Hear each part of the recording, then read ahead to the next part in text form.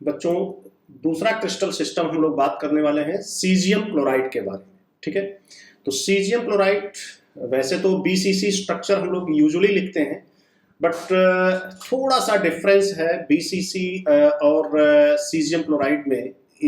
Difference ये है कि सीजियम क्लोराइड में जेड की वैल्यू आएगी 1 और बीसीसी में जो हम लोगों ने पहले कैलकुलेट किया है वहां पे जेड की वैल्यू है 2। इसलिए इसको, बट पोजीशन वही है बीसीसी में, कहां पे, कॉर्नर्स पे। तो आप देखेंगे ध्यान से तो 8 क्लोराइड आयंस, यानी ये कॉर्नर पर क्लोराइड आयंस है सारे के सारे ये। ठीक है, ये सारे के सारे क्लोराइड आयंस हैं, Cl नेगेटिव आयंस। पोजीशन वही है बच्चों, बट जेड की वैल्यू में डिफरेंस है। तो पोजीशन के बेसिस पर हम लोग इसको जो है बीसीसी कहेंगे, और जेड की वैल्यू चूंकि डिफरेंट हो गई तो इसलिए हम लोग इसको स्यूडो बीसीसी कहेंगे। तो सीजियम ये क्यूब के सेंटर पर है, सीजियम प्लस क्यूब के सेंटर पर है, और क्लोराइड्स इसके कहां पे हैं, कॉर्नर्स पे।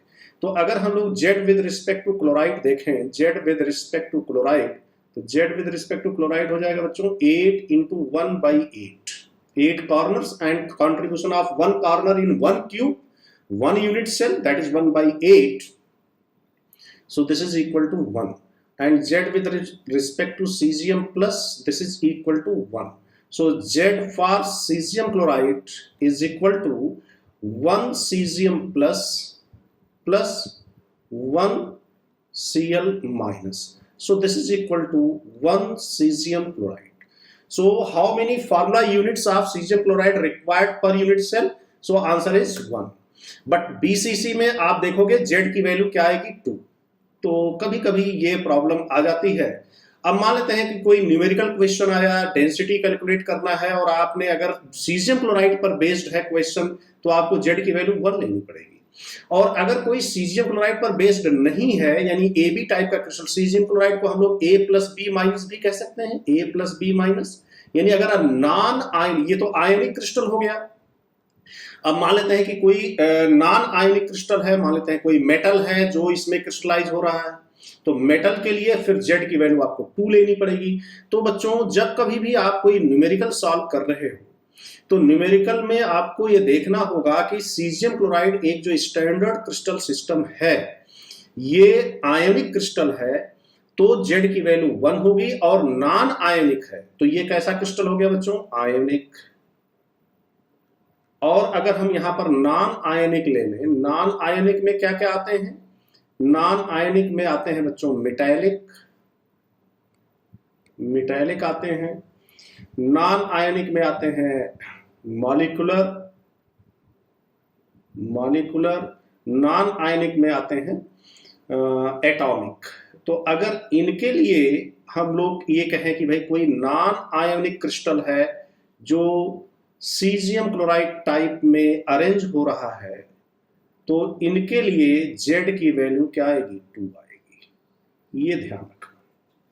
और सीजियम क्लोराइड के लिए जेड की वैल्यू कितनी है, 1 है, राइट। अब अगर आप ध्यान से देखें तो ये यहां से यहां तक ये क्या बन रहा है, एक बॉडी डायग्राम बन रहा है। ये कॉर्नर के पार्टिकल एक दूसरे को टच नहीं करेंगे, बल्कि ये जो बॉडी डायगोनल बन रहा है जो सीजियम सेंटर में है, ये इस कॉर्नर और इस कॉर्नर दोनों को टच करेगा। तो इसका अगर हम लोग एक डायग्राम बना ले, अलग से डायग्राम बना लें, तो ये डायग्राम बनेगा। यहां पर सीजियम आयन है, ये सीजियम है, और क्लोराइड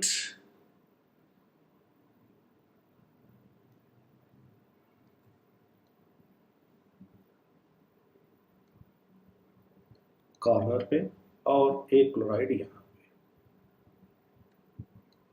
ठीक है, तो इस तरीके से हम लोग एक इसका पार्ट, इस एक क्यूब का पार्ट हमने बना लिया है। तो ये बॉडी डायगोनल है बच्चों। तो बॉडी डायगोनल के बीच की ये जो डिस्टेंस होती है, ये कितनी होती है, √3a। कितनी होती है, √3a। ठीक है। और ये यहां पर R2R Cl minus plus R2R cesium plus, and this is equal to √3a. This is one equation. So इसकी हेल्प से हम लोग क्या कर सकते हैं, अगर कैटायन की रेडियस दी गई है, एनायन की रेडियस दी गई है, साइड लेंथ पूछ लिया है तो बता सकते हैं, साइड लेंथ दिया गया है, कैटायन की रेडियस दी गई है तो एनायन की रेडियस निकाल सकते हैं।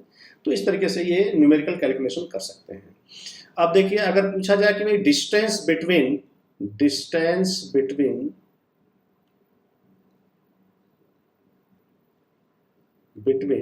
Nearest neighbours,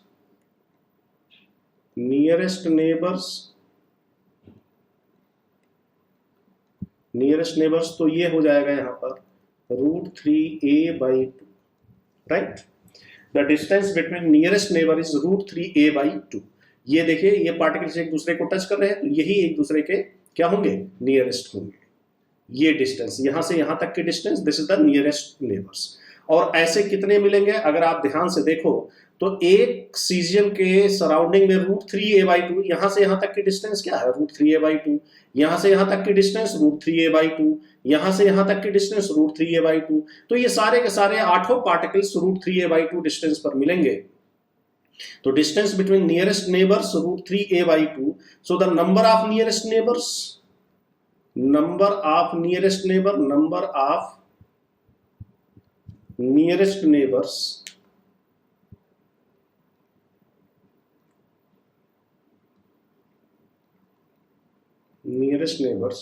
is equal to 8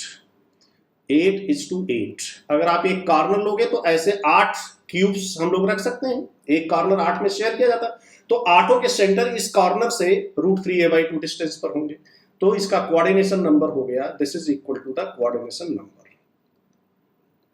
तो caesium chloride type crystal system का कोऑर्डिनेशन नंबर हो गया 8:8, राइट। इसी तरीके से अगर आपसे ये पूछा जाए कि भाई नेक्स्ट नियरेस्ट नेबर्स के बीच में डिस्टेंस क्या होगी, तो distance between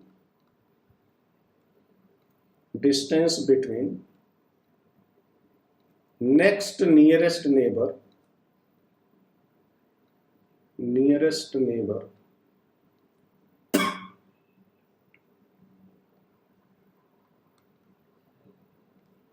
is equal to a, यानी अगली जो डिस्टेंस है जहां पर पार्टिकल मिल रहा है वो ये है, तो यहां से यहां तक। तो अगर आपसे पूछा जाए कि भाई a डिस्टेंस पर कितने पार्टिकल्स मिलेंगे, तो a डिस्टेंस पर हम लोगों को टोटल कितने मिलेंगे, 6 पार्टिकल्स। देखिए, एक इधर a डिस्टेंस पर, एक इधर और एक इधर 3, एक इधर की तरफ एक क्यूब होगा 4, और एक ऊपर की तरफ 5, और एक किधर की तरफ, इधर की तरफ, आगे की तरफ 6। और इसी तरीके से यहां पे देखा जाए, इस हम एक क्यूब के चारों तरफ कितने क्यूब्स रख सकते हैं, 6 क्यूब। चारों तरफ कितने क्यूब्स रख सकते हैं, 6। तो 6 के 6 इसके क्या होंगे,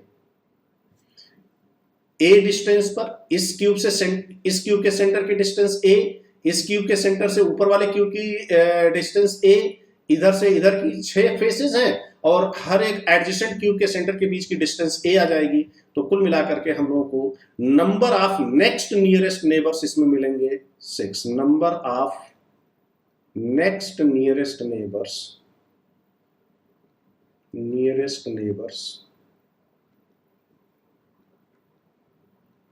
इज इक्वल टू 6। ठीक है बच्चे, तो इस तरीके से distance between next nearest neighbour ये हो गया a, और a डिस्टेंस पर आप कोई भी, चाहे कॉर्नर वाला पार्टिकल ले लीजिए, चाहे आप सेंटर वाला पार्टिकल ले लीजिए, 6 पार्टिकल्स आपको उसके नियरेस्ट a डिस्टेंस पर मिलेंगे। और कौन कौन से क्रिस्टल्स हैं जो इस फॉर्म में क्रिस्टलाइज होते हैं, वो है बच्चों CsBr, ये भी इसी फॉर्म में आता है सीजियम क्लोराइड में। CsI, ये भी इसी में आता है। CsCl, ये भी इसी फॉर्म में आता है। And TiBr, titanium bromide. So all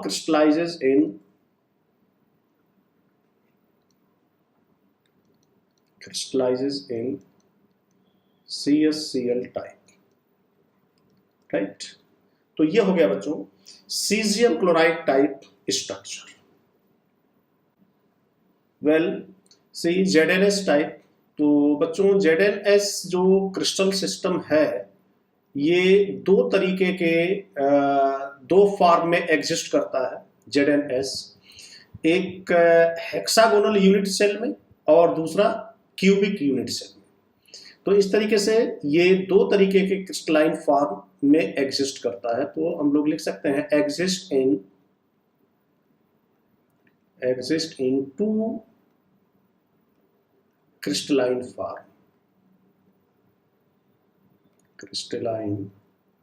form, ठीक है। और इस तरीके की फेनामेना अगर कोई भी कंपाउंड शो करता है तो उसको हम लोग क्या कहते हैं? पॉलीमॉर्फिज्म। क्या कहते हैं? पॉलीमॉर्फिज्म। तो ZnS क्या शो कर रहा है बच्चों? पॉलीमॉर्फिज्म।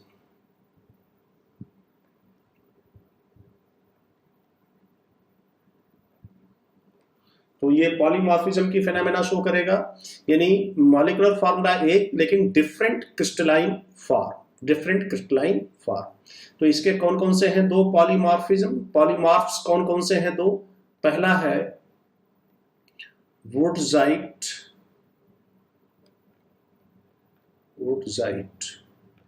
ये आपके सामने दिखाया गया है। ये हेक्सागोनल यूनिट सेल में है, HCP में है, राइट। क्या है ये? HCP। और दूसरा होता है बच्चों zinc blende,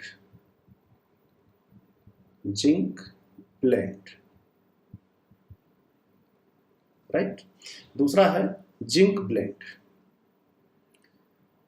Also known as, this zinc blend is also known as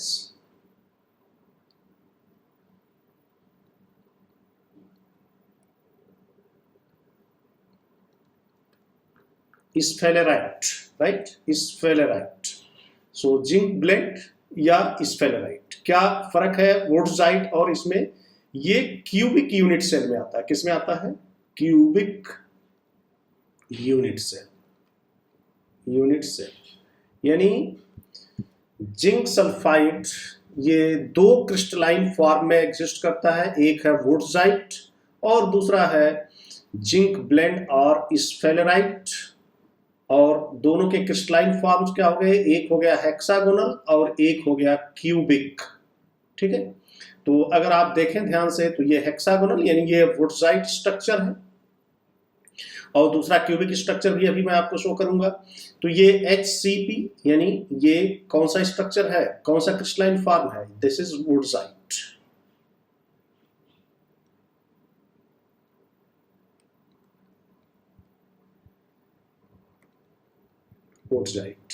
ये AB टाइप क्रिस्टल सिस्टम है। HCP hexagonal close packing. But ध्यान रखना है बच्चों, ये जो हेक्सागोनल स्ट्रक्चर है इसका यानी वुडजाइट स्ट्रक्चर है, ये थर्मोडायनामिकली लेस स्टेबल है। So this is thermodynamically less stable.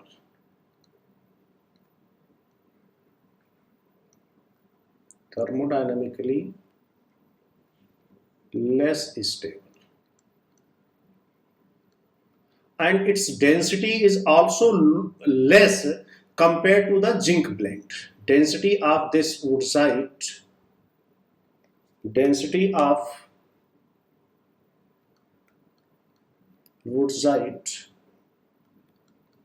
is less than the density of zinc blend, right? Zinc blend जो क्रिस्टल सिस्टम है हमारा, that is more stable, thermodynamically more stable than this hexagonal or you can say woodsite. ये reason है कि अगर आपके पास वुडजाइट structure है तो वो धीरे धीरे thermodynamically more stable crystal system में स्लोली कन्वर्ट हो जाता है, ठीक है। तो क्या कॉन्सेप्ट मिला बच्चों आप लोगों को? ZnS जिंक सल्फाइड ये दो क्रिस्टलाइन फॉर्म में एग्जिस्ट करता है, एक है वुडजाइट हेक्सागोनल क्लोज पैकिंग और दूसरा है जिंक ब्लेंड यानी क्यूबिक क्लोज पैकिंग, ठीक है। और ये है दूसरा स्ट्रक्चर इसका, zinc blende, cubic structure, this is cubic zinc blende,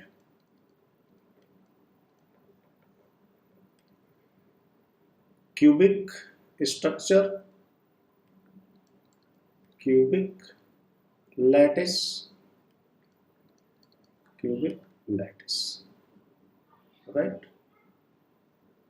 And this cubic lattice or zinc blende structure is thermodynamically more stable. This is thermodynamically more stable.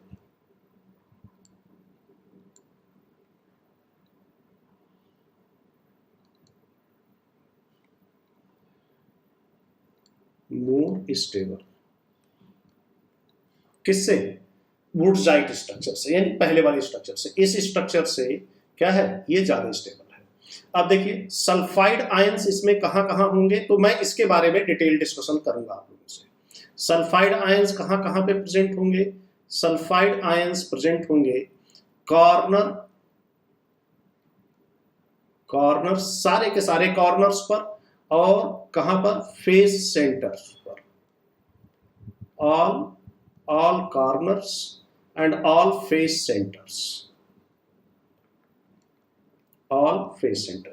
यानी कि सारे के सारे कॉर्नर्स पर होंगे सल्फाइड आयंस, और कहां पर होंगे? फेस सेंटर्स पर। ठीक है, तो Z with respect to sulphide हम लोग क्या लिख सकते हैं बच्चों? Z with respect to sulphide हम लोग लिख सकते हैं 8 × 1/8 प्लस 6 × 1/2 इज इक्वल टू 4। ठीक है, नाउ Zn2 प्लस आयंस जितने के हैं, जितने सारे के सारे आल, वो कहां पे होंगे?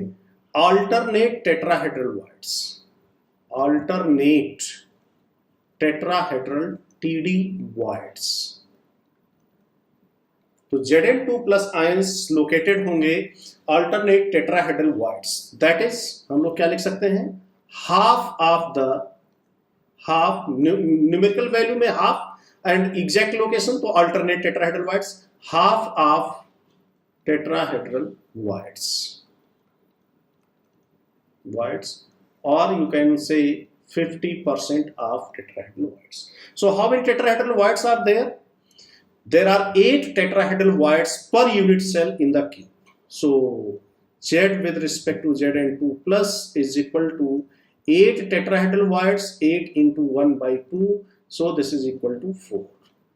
So Z with respect to Zns is equal to 4 Zn2 plus 4 S2 minus, so this is equal to 4 Zns, or you can say this is AB type crystal system.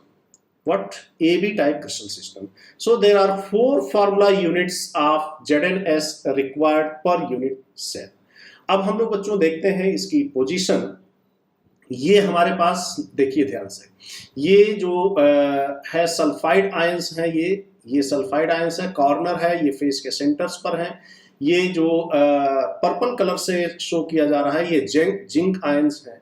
तो अगर हम लोग ध्यान से देखें यहाँ पे, तो इसको अगर हम लोग मिलाते हैं यहाँ से ऐसे, तो यहाँ पर क्या मिल रहा है हम लोग को? यहाँ पर एक बॉडी डायगोनल मिल रहा है, और बॉडी डायगोनल का सेंटर यहाँ पर है, और ये कहाँ पे टेट्राहेड्रल वॉइड्स बनते हैं? आप सबको पता है कि हर एक बॉडी डायगोनल के सेंटर, यानी क्यूब के सेंटर और कॉर्नर के मिड पॉइंट पे बनता है। कहाँ पे बनता है? कॉर्नर एंड सेंटर के मिड पॉइंट पर हमेशा टेट्राहेड्रल वॉइड आपको मिलेगा। ठीक है, तो ये टेट्राहेड्रल वॉइड, यानी ये जिंक है, ये जिंक है, ये जिंक है, ये जिंक है, ये टेट्राहेड्रल वॉइड्स किसी भी यूनिट सेल से शेयर नहीं किए जाएंगे। तो इस तरीके से अगर हम लोग यहाँ पर एक रिलेशन लिखना चाहते हैं, तो क्या रिलेशन लिख सकते हैं? इसका रेडियस और इसका रेडियस, डायमीटर नहीं रेडियस, इन दोनों का रेडियस हम लोग लिख सकते हैं √3a/4। तो अगर मैं थोड़ा सा इसको नीट एंड क्लीन मैनर में बना दूं, तो यहां से यहां तक की डिस्टेंस बताइए क्या होगी? यहां से यहां तक की डिस्टेंस, ये डिस्टेंस, ये डिस्टेंस होगी बच्चों √3a/4, √3a/4। देखिए यहां से यहां तक की डिस्टेंस होती है √3a, ये डिस्टेंस होती है √3a, यहां से यहां तक की डिस्टेंस ये √3a है, ठीक है, क्यूब का डायमीटर। और ये इसका मिड पॉइंट है और ये इसका 1/4 पॉइंट है, तो ये हो गया √3a/4। तो हम लोग यहां पर एक रिलेशन लिख सकते हैं, क्या रिलेशन लिख सकते हैं, radius of Zn2 plus radius of sulphide ion, this is equal to √3a/4।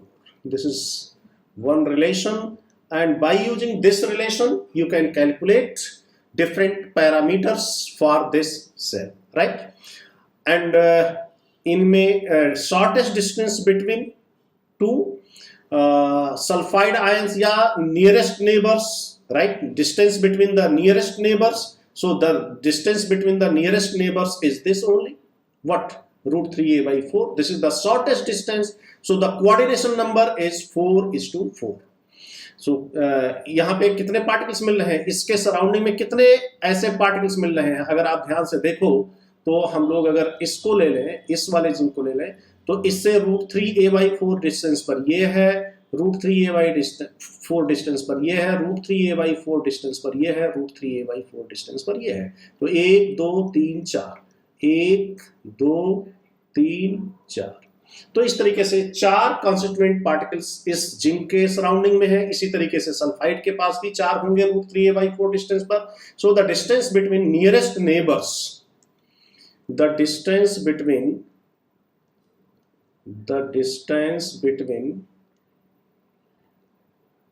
Nearest neighbours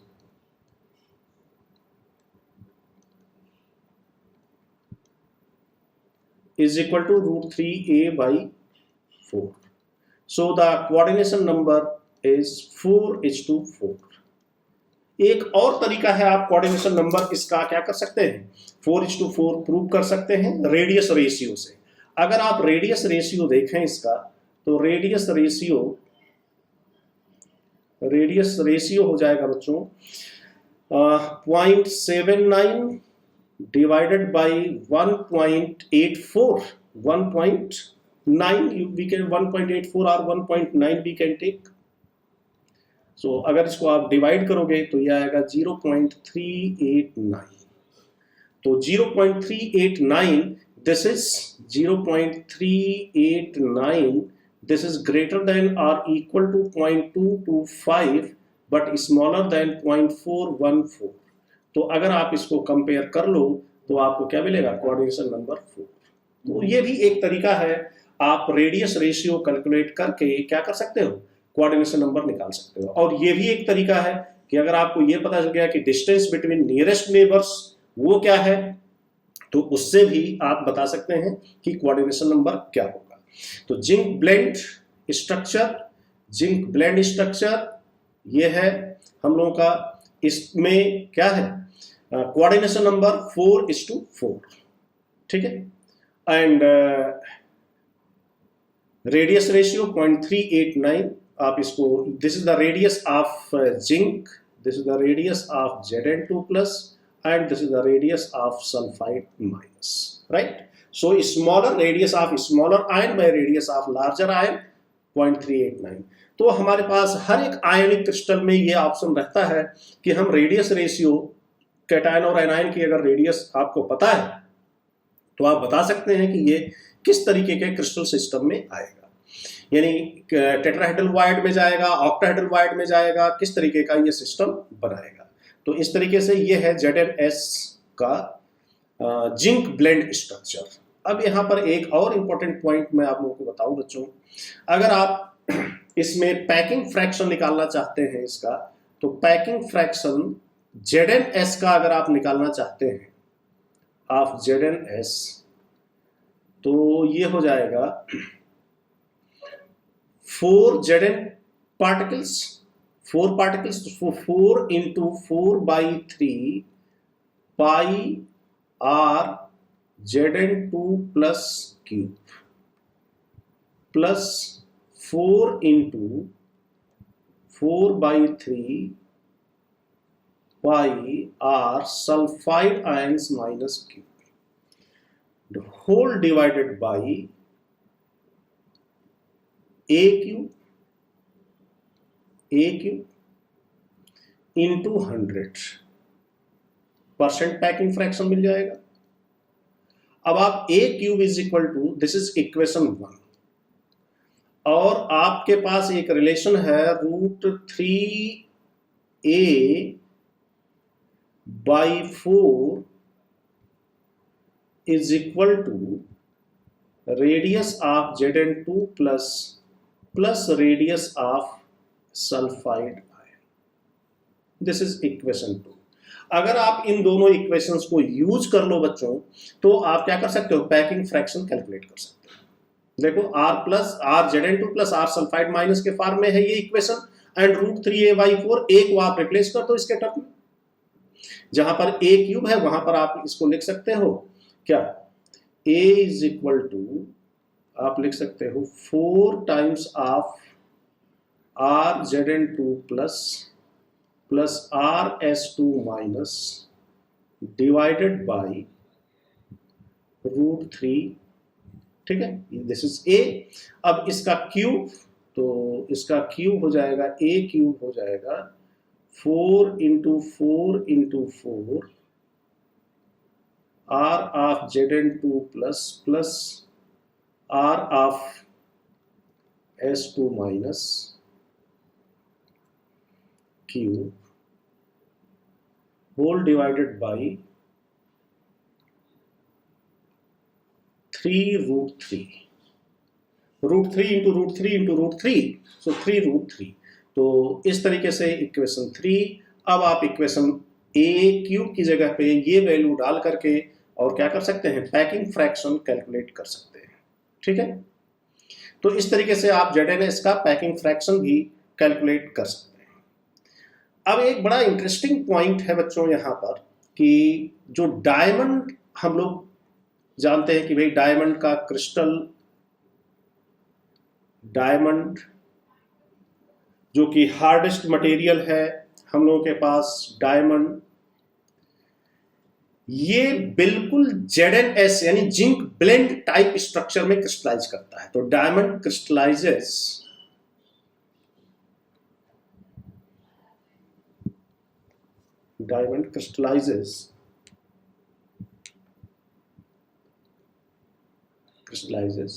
zinc blende type, in zinc blende type. Zinc blende type का मतलब क्यूबिक स्ट्रक्चर, क्यूबिक फॉर्म, ठीक है। तो जिंक, अगर हम इसका जिंक सल्फाइड का अगर हम एक क्रिस्टल बनाए, एक क्यूब बनाए, तो कुछ ऐसा बनेगा। अब देखिए फर्क क्या आएगा बच्चों दोनों में, कि जिंक ब्लेंड में ZnS सल्फाइड कहां पे थे, कॉर्नर्स पर थे, और जिंक कहां थे, टेट्राहेड्रल वाइड्स में थे। अब क्या होगा, सब जगह जो है जहां पे सल्फर था वहां पर भी कार्बन होगा, और बेटर है कि हम कार्बन को ब्लैक से बनाएं तो ज्यादा ठीक है। तो यहां पर भी कार्बन होगा, हर जगह कार्बन होगा, कॉर्नर्स पर भी कार्बन, फेस के सेंटर पर भी कार्बन, देखिए हर जगह कार्बन।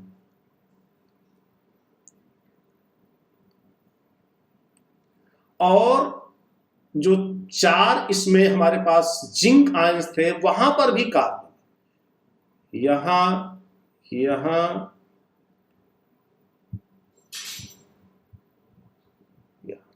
तो सब जगह कार्बन कार्बन कार्बन। तो बताइए Z with respect to diamond क्या आ जाएगा बच्चों, Z with respect to diamond, 8 corner पे कार्बन है, तो 8 इंटू 1/8 प्लस 6 फेसेस पे कार्बन है, तो 6 इंटू 1/2, एंड चारों टेट्राहेड्रल वाइड्स में, अल्टरनेट टेट्राहेड्रल वाइड्स में, तो 4 वो तो किसी के साथ शेयर नहीं किए जाएंगे। ये TD टेट्राहेड्रल वाइड हो गया, TDV, और ये हो गया फेस, ये हो गया कॉर्नर। तो इस तरीके से बच्चों आ जाएगा 8। तो Z की वैल्यू आ गई डायमंड के लिए 8। तो कभी भी डायमंड के लिए अगर कुछ भी पूछा जाएगा तो आप बताओगे ठीक है भाई, डायमंड जो है किसमें क्रिस्टलाइज करता है, ZnS zinc blende type structure, cubic structure में रहता है। जहां पर सल्फर वहां पर भी कार्बन, जहां पे जिंक वहां पर भी कार्बन। ये कैसा क्रिस्टल है, नॉन आयोनिक क्रिस्टल है। ये कैसा क्रिस्टल है बच्चों, नॉन आयोनिक क्रिस्टल है। This is non ionic crystal. अब अगर इसमें आपसे पूछा जाए कि क्या रिलेशन बनेगा अगर हम लोग ये बॉडी डायगोनल बनाते हैं, तो यहां पर भी कार्बन है, यहां पर भी कार्बन है, तो हम लोग यहां पर लिख सकते हैं R carbon plus R carbon, radius of carbon plus radius of carbon is equal to √3a/4। यहां पर पहले जिंक था, वहां पर कार्बन आ गया, जहां पर पहले सल्फाइड था वहां पर भी कार्बन आ गया। तो ये हो गया 2R carbon is equal to √3a/4। ये रिलेशन मिल गया। अब अगर इसमें हम लोग पैकिंग फ्रैक्शन निकालें तो पैकिंग फ्रैक्शन आएगा 8, Z की वैल्यू कितनी है 8 into 4/3 pi R carbon cube divided by A cube. अब यहां से हम लोग लिख सकते हैं A क्यूब की जगह पे 8 into 4/3 pi R carbon cube divided by, ये हो जाएगा 4 इंटू 2 8, राइट 8 RC बाई √3 का होल क्यूब। और इसको सॉल्व करोगे बच्चों तो आएगा 0.34 यानी 34%। तो पैकिंग फ्रैक्शन इसमें आप देखोगे तो बहुत ही कम है। किसी भी एफसीसी का ही जिसमें वॉइड में कोई पार्टिकल नहीं है तब भी उसका जो है पैकिंग फ्रैक्शन कितना आता है 74% आता है। लेकिन यहां पर क्या है, डायमंड जो कि हार्डेस्ट मटेरियल है उसका पैकिंग फ्रैक्शन 34% है। तो कहने का मतलब यह है कि आप ये कभी कंफ्यूज मत होइएगा कि अगर कोई भी सॉलिड बहुत हार्ड है तो इसका मतलब उसका पैकिंग फ्रैक्शन बहुत ज्यादा है, ऐसा नहीं। हार्डनेस और पैकिंग फ्रैक्शन कोई जरूरी नहीं है कि डायरेक्टली प्रोपोर्शनल हो। हार्डनेस डिपेंड करता है कि उसका जो लैटिस स्ट्रक्चर है और जो बॉन्डिंग है वो किस तरीके की है, ठीक है। तो hardness is not related to the density और पैकिंग फ्रैक्शन, ठीक है बच्चों। तो ये हो गया एक यूनिक एग्जाम्पल जो ZnS यानी जिंक ब्लेंड में क्रिस्टलाइज होता है और वो है डायमंड, राइट।